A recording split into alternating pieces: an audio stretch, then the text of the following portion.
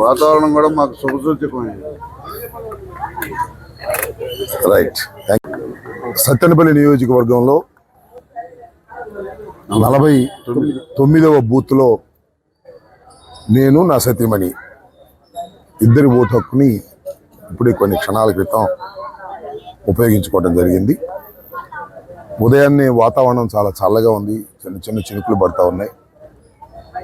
ప్రజలు ఓటర్లు ముఖ్యంగా బారులు తీరి ఉన్నారు, చాలా రష్గా ఉంది.